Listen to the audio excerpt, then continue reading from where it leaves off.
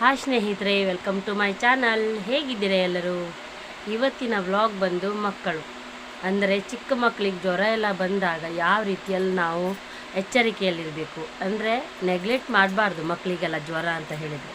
ಎಂತಕ್ಕಂತ ಹೇಳಿದರೆ, ನನ್ನ ಮಗನಿಗೂ ಮೊದಲು ಚಿಕ್ಕ ವಯಸ್ಸಿನಲ್ಲಿ ಒಂದೂವರೆ ವರ್ಷ ತನಕ ಜ್ವರ ಬಂದರೆ ನಾನೇನು ಅಷ್ಟೇನು ತೊಗೊಳ್ತಿಲ್ಲ. ಅಂದರೆ ಜ್ವರ ಅಲ್ವಾ, ಕಡಿಮೆ ಆಗ್ಬೋದು, ನಾಳೆ ನಾಡಿದ್ದು ಅಥವಾ ಕಡಿಮೆ ಆಗ್ಬೋದು ಅಂತ ಇದ್ದಿದ್ದೇ ಪ್ಯಾರಾಸಿಟಮಾಲ್ ಒಂದು ಇದು ಇರತ್ತಲ್ವ, ಟಾನಿಕ್ಕು, ಅದನ್ನೇ ಹಾಕ್ತಿದ್ದೆ. ಆವಾಗ ಹೋಗ್ತಾ ಹೋಗ್ತಾ ಅವನಿಗೆ ಜ್ವರ ನೋಡಿದರೆ ನನಗೆ ಹೆದರಿಕೆ ಆಗ್ತಿತ್ತು. ಯಾಕಂತ ಹೇಳಿದರೆ, ನಾನು ಚಿಕ್ಕ ಮಕ್ಕಳು ನಮ್ಮ ಮನೇಲಿ ಯಾರೂ ಇರಲಿಲ್ಲ. ಮದುವೆ ಆಗೋಕ್ಕೂ ಮುಂಚೆ ಆಗಲಿ, ನಾವು ಮದುವೆ ಆದಮೇಲಾದರೂ ಒಂದು ಮಗು ಇತ್ತು ನಮ್ಮ ಮನೆಯಲ್ಲೇ, ಅಂದರೆ ನಮ್ಮ ಅತ್ತೆಯವ್ರ ಮಗು ಇತ್ತು, ಚಿಕ್ಕತ್ತೆಯವ್ರದ್ದು.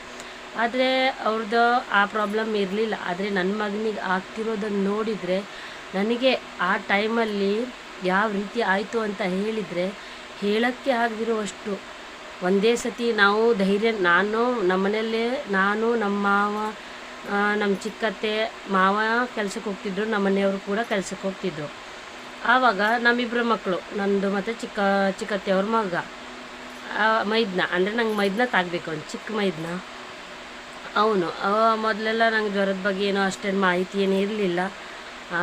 ಹಾಗೆಯೇ ಇವನೇ ನೋಡಿ ನನ್ನ ದೊಡ್ಡ ಮಗ. ಅಂದರೆ ಇವನಿಗೆ ಒಂದೊಂದು ಸತಿ ತುಂಬಾ ಆರಾಮಿಲ್ಲದೆ ಹೋಗುತ್ತೆ. ಅಂದರೆ ಒಂದೊಂದು ಸತಿ ಜ್ವರ ಬಂದರೆ ಒಂದೇ ಸತಿ ತಲೆಗೆ ಹೋಗುತ್ತೆ, ಏನು ಮಾಡಬೇಕು ಅನ್ನೋದೇ ಗೊತ್ತಾಗಲ್ಲ ಒಂದೊಂದು ಟೈಮಲ್ಲಿ.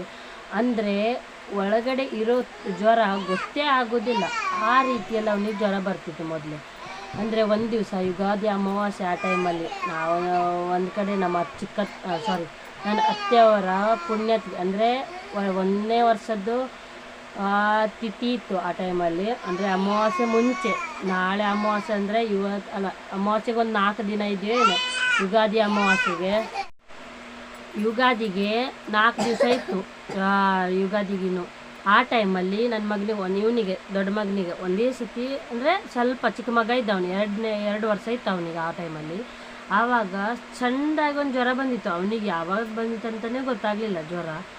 ಆ ಟೈಮಲ್ಲಿ ಯಾರ ಹತ್ರ ಕೇಳಿದೆ, ಇವನಿಗೆ ಜ್ವರ ಬಂದಿದ್ದೆ ನೋಡಿ. ಅವಾಗಂದ್ರೆ ಅವರು, ಹೌದು ಸ್ವಲ್ಪ ಜ್ವರ ಬಂದಿದೆ, ಅವನಿಗೆ ಸ್ನಾನ ಮಾಡಿಸಿ ಔಷಧಿ ಹಾಕೊಂಡ್ರು. ಆ ಟೈಮಲ್ಲಿ ಔಷಧಿ ಹಾಕಿದ್ದೆ ನಾನು ಸ್ವಲ್ಪ. ಅಂದರೆ ಅವನಿಗೆ ಆ ರೇಂಜಲ್ಲಿ ಹೋಗುತ್ತೆ ಅಂತ ನಂಗೆ ಇನ್ನೂ ತನಕ ಗೊತ್ತಿರಲಿಲ್ಲ. ಅಂದರೆ ಅದೇ ನಾನು ಮೊದಲನೇದಾಗಿ ನೋಡಿರೋದು.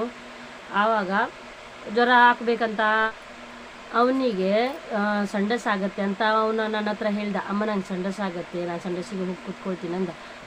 ಅವನಿಗೆ ಆ ಟೈಮಲ್ಲಿ ನಾನು ಒಂದು ಪೇಪರ್ ಕೊಟ್ಟು ಅವನಿಗೆ ಅಲ್ಲಿ ಕೂರಿಸ್ದೆ. ಅವನಿಗೆ ಕೂರಿಸ್ಕೊಂಡು ನಾನು ಅನ್ನಕ್ಕೆ ಇಟ್ಟಿದ್ನ ಗ್ಯಾಸ್ ಮೇಲೆ, ಅದ್ರ ಮೇಲೆ ಅನ್ನಕ್ಕಿಟ್ಟು ನಾನು ಅಕ್ಕಿ ತೊಳಿತಿದ್ದೆ. ಆ ಟೈಮಲ್ಲಿ ಅಕ್ಕಿ ತೊಳಿತಾ ಆ ಮಗು ಸಂಡಸ್ ಮಾಡ್ತಿರೋ ಈ ನನ್ನ ಮಗು ಯಾವ ನಮ್ಮನೆ ಆಗೋಯ್ತು ಅಂದರೆ ಎಲ್ಲ ಜ್ವರ ಬಂದಿತ್ತು. ಆ ಟೈಮಲ್ಲಿ ಬಿಸಿಲಲ್ಲೂ ಕೂತ್ಕೊಂಡು ಅವನು